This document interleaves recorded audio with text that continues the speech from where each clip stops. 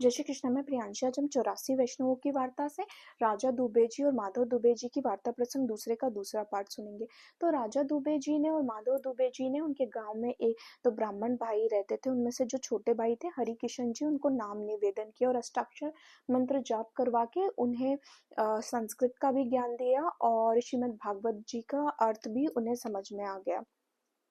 फिर वो जहाँ अपने भाई के दादा के कार्य से जहाँ कर्ज लेने गए थे वहां पर भी उनकी बड़ी आवभगत करी। उन्हें सोमन अन्न दिया और गाय भैंस दूध देने वाली दी, वस्त्र दिए, एक मनुष्य के साथ गाड़ी में बहुत सारा सामान उनके लिए पहुंचवाया।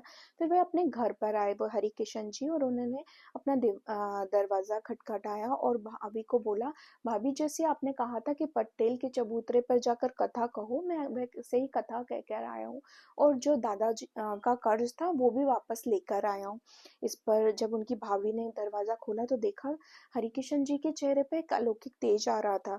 और फिर उनके भाई ने भी देखा, तब उनके भाई ने उनको देखते ही समझ गए कि ये भगवत कृपा से इनके चेहरे पर ये तेज आया है।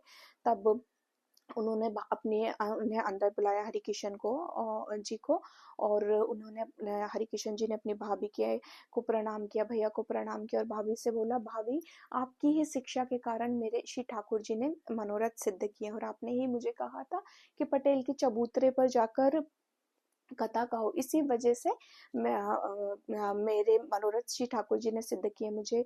मैं पटेल के चबूतरे पर जाकर कथा कहने लगा। फिर भाई भाभी दोनों ही डर गए कि इन्हें कुछ बोलेंगे तो ये कोई श्राप ना दे दे जिससे हम भस्म ना हो जाए। और फिर उनकी भाभी ने जो उनको खाना भी नहीं दे रही थी, उन्होंने बोला कि तुम्हारे लिए कोई भोजन वगैरह दो।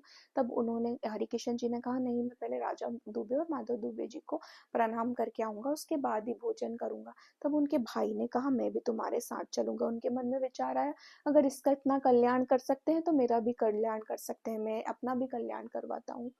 तो इस प्रसंग के पीछे हमें समझने की बात यह है कि हरिकिशन जी जिनको उनकी भाभी ने बड़े ही बुरी तरीके से उनके साथ व्यवहार किया था, पर जब उनके ऊपर कृपा हुई श्री ठाकुर जी की, तब उनके मन में बिल्कुल अहंकार नहीं आया। उन्होंने अपनी भाभी को नमस्कार किया और उनसे भी बड़े अच्छे से बात करी।